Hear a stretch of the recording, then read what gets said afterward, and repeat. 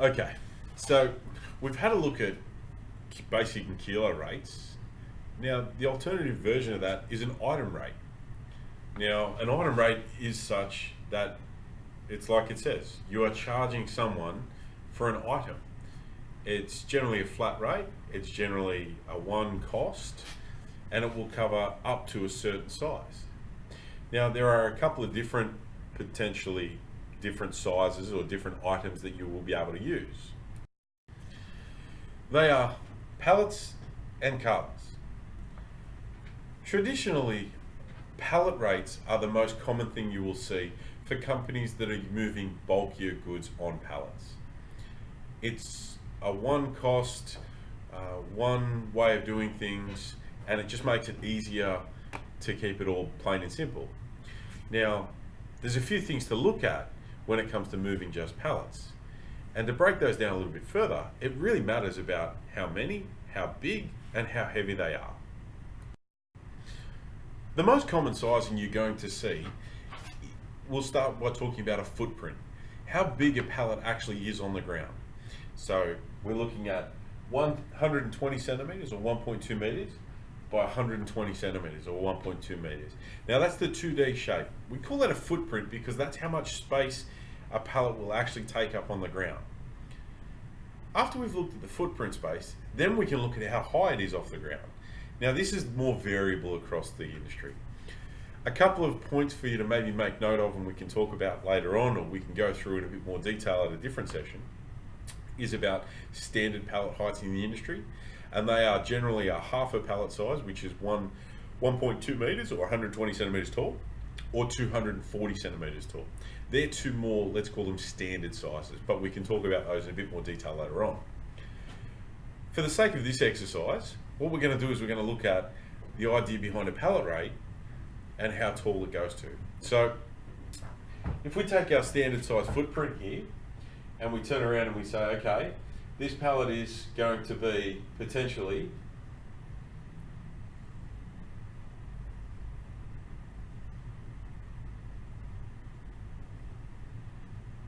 and you'll have to forgive my really poor drawing skills, but let's call that 180 centimeters high.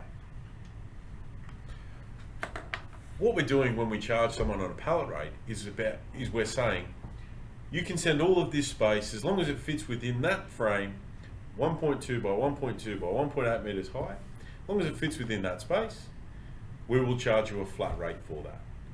Now that could be anywhere from $50 to $500 depending on where it's going to, maybe even more if it's going to some really out of the way places. But you'll find customers like the idea of a pallet rate because it's a flat rate. They know how much they're going to pay. If there's a bit of variance in that pallet, provided it doesn't go bigger than 120 by 120 by 180 centimeters high, they know they're going to be covered for that one cost, and it makes it a little bit more reliable.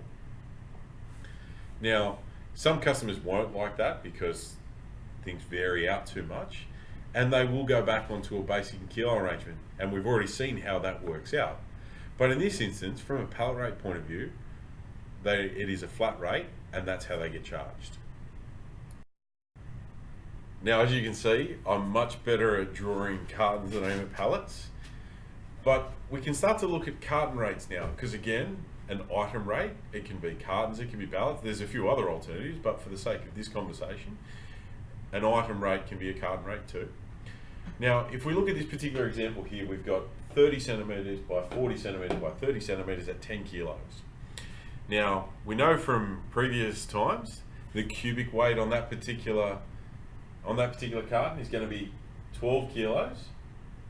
So that becomes our chargeable weight because 10 kilos dead, 12 kilos cubic, charge the greater.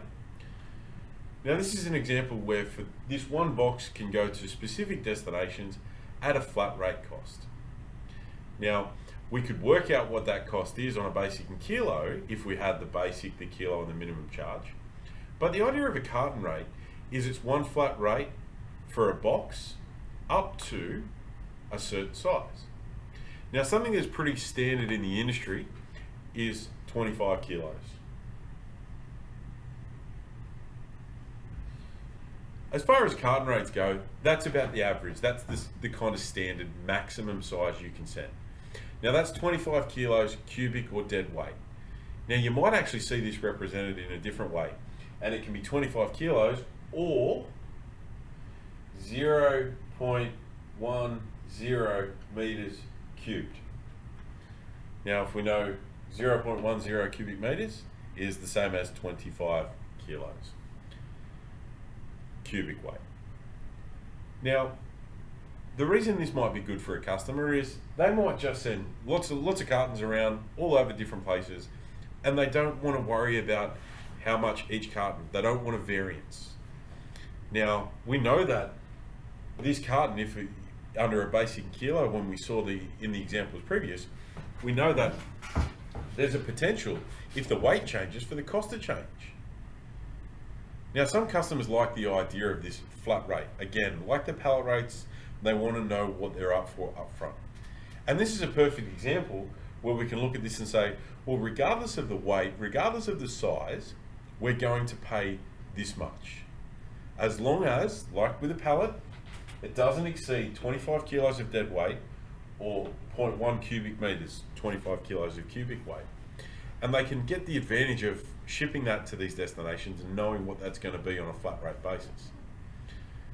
It's just a different way to make it a bit more simple. Now, the real skill in this is understanding which one.